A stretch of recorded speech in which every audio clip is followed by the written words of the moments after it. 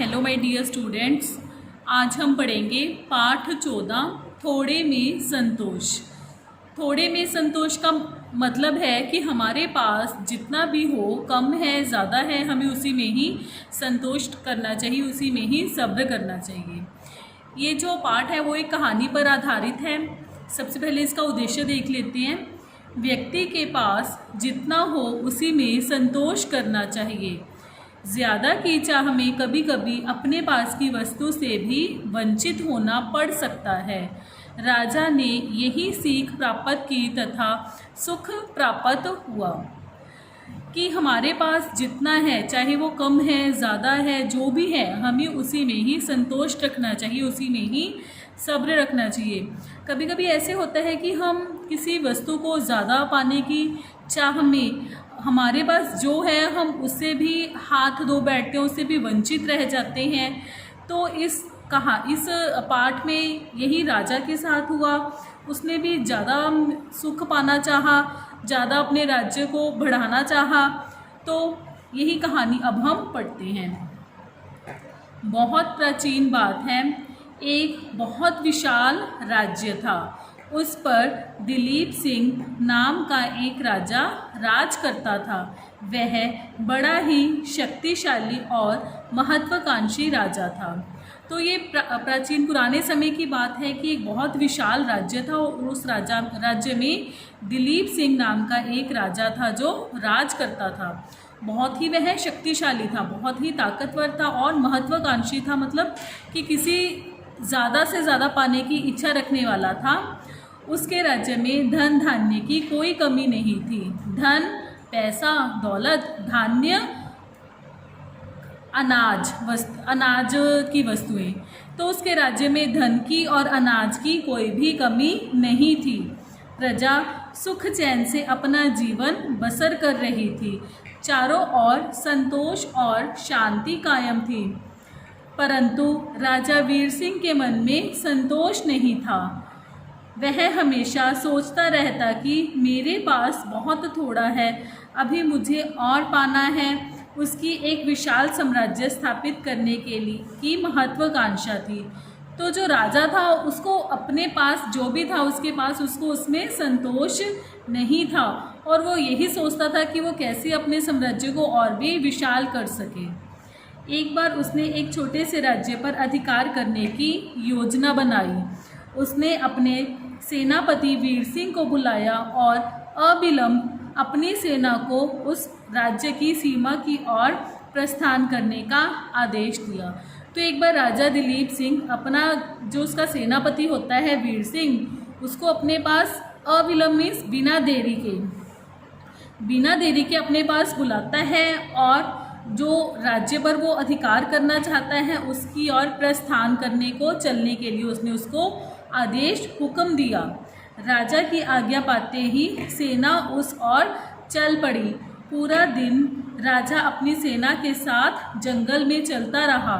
शाम होने पर उसने जंगल में एक स्थान पर डेरा डालने की आज्ञा दी। तो वो पूरा दिन तो चलता रहा, लेकिन जब शाम हो गई तो उसने सोचा कि वो जंगल में एक स्थान पर रुक जाए। सेना ने एक खुले स्थान पर अपना पड़ाव डाल दिया।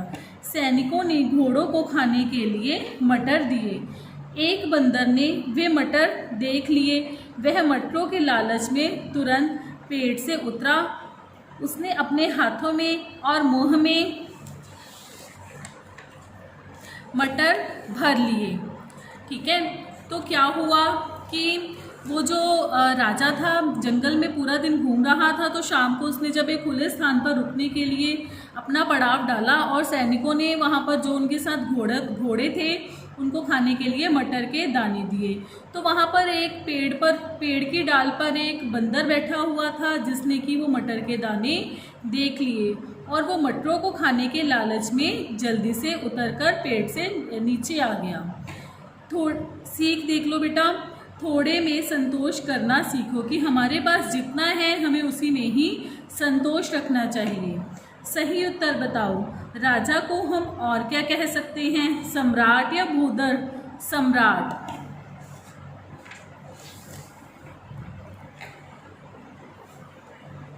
मटर भर लिए और दौड़कर पेड़ पर चढ़ गया।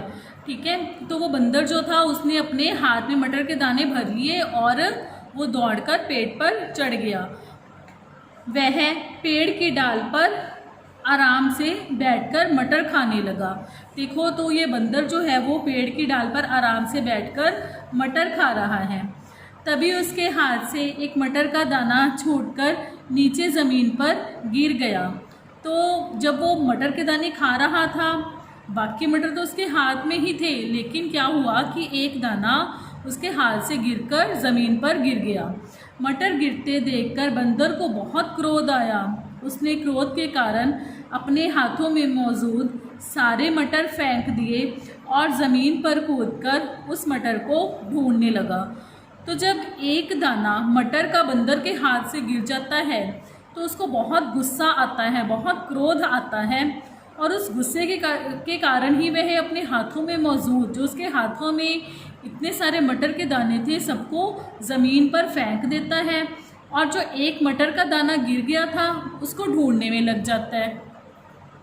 लेकिन काफ़ी ढूंढने के बाद भी उसे वह मटर का दाना नहीं मिल सका। तब बंदर बहुत निराश हुआ और हाथ मलता हुआ पुनः पेड़ पर चढ़ गया। तो बंदर को बहुत निराशा होती है जब उसको वो पेड़ का दाना नहीं मटर का दाना नहीं मिलता और वो दोबारा पेड़ पर चढ़ जाता है। वह डाल पर बैठकर सोचने लगा कि मैं भी कितना बेवकूफ़ हूँ, थोड़ा सा पाने के लिए मैंने सब कुछ खो दिया। मेरे पास इतने सारे मटर के दाने थे, लेकिन मात्र एक मटर को प्राप्त करने की चाह में मैंने अपने हाथ में मौजूद सारे मटर फेंक दिए। बंदर जब दोबारा पेड़ की डाल पर बैठ जाता है तो वो सोचता है कि मेरे पास तो इतने सारे मटर के दाने थे, लेकिन मैंने उन सब की परवाह न करके जो एक दाना मेरे हाथ से गिर गया था उसको ढूंढने के लिए बाकी सारे दानों को भी नीचे फेंक दिया। राजा दिलीप सिंह एक और खड़ा बंदर की इस हरकत को बड़े ध्यान से देख रहा था। बंदर की इस कारगुजारी को देखकर राजा स्वयं से कहने लगा, मैं इस बंदर जैसी बेवकूफ़ी कभी नहीं करूँगा जिसने एक मटर हासिल करने के लिए अपने पास मौजूद सारे मटर फेंक दिए। तो राजा जो पास में खड़ा था वो सोच रहा है कि मैं जैसे इस बंदर ने गलती की है वैसी गलती मैं कभी नहीं करूँगा। कहीं ऐसा ना हो कि दूसरे राज्य को अधिकार में करने के चाह में मैं खुद का राज्य को भी ना खो बैठूं।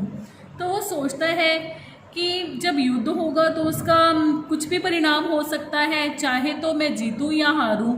अगर मैं हार गया तो जो मेरे पास मेरा राज्य है वो भी उस राज्य में भी लाना पड़ जाएगा।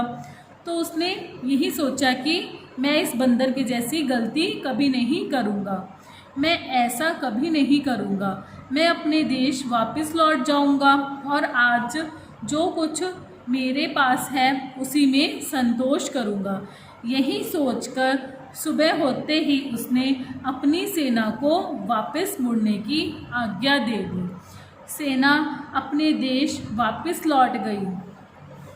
उसके उपरांत राजा ने भी किसी अन्य राज्य पर आक्रमण करने की बात नहीं सोची। तो सुबह जब वो सेना सारी वापस चले गई तो उसके बाद राजा ने भी किसी और देश पर आक्रमण करने की बात अपने मन में नहीं सोची।